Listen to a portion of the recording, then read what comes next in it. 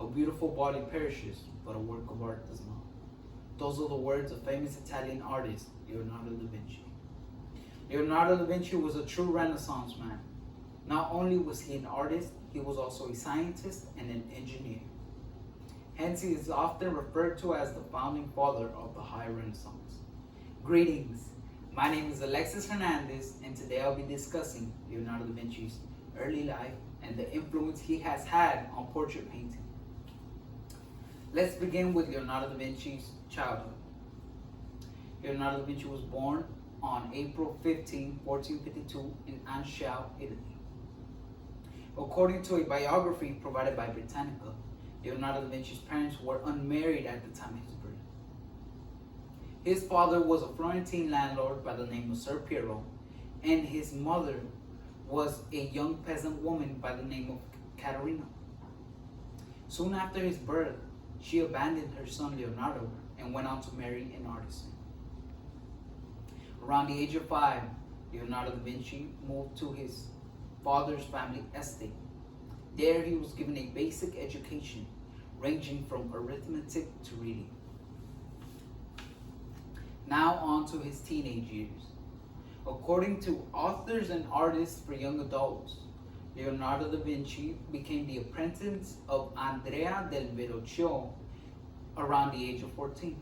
As the apprentice of Andrea del Verrocchio, he was introduced to the principles of painting and sculpting. In 1472, Leonardo da Vinci entered a painters' guild in Florence, Italy, and remained an apprentice for 4 more years. Leonardo da Vinci finally became an independent master in 1478 and left to work for the Duke of Milan, as cited by MOS.org.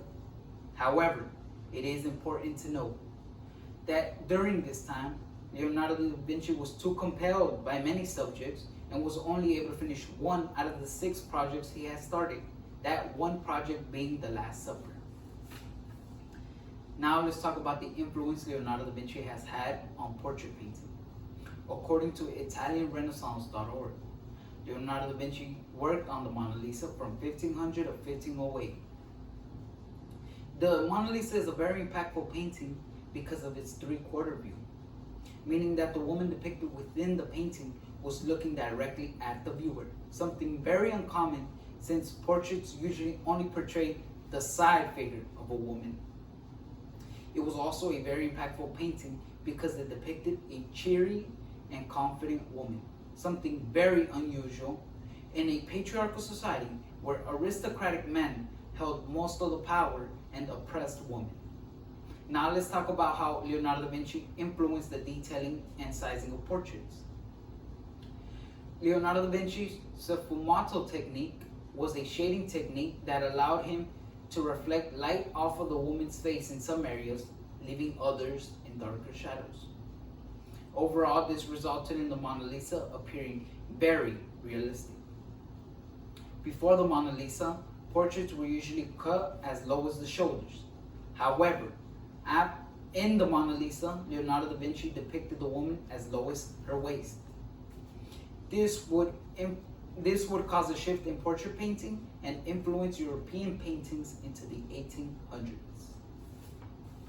To summarize, Leonardo da Vinci was born a natural artist, and his artistic skills only improved during his youth and adult years. Today, I have discussed his early life and the influence he has had on later artists and portrait painting. In conclusion, despite being an illegitimate child, Leonardo da Vinci grew up to be one of the world's most renowned artists, forever changing portrait painting and being author of one of the world's most renowned painting, the Mona Lisa. This has been my speech on Leonardo da Vinci. Thank you.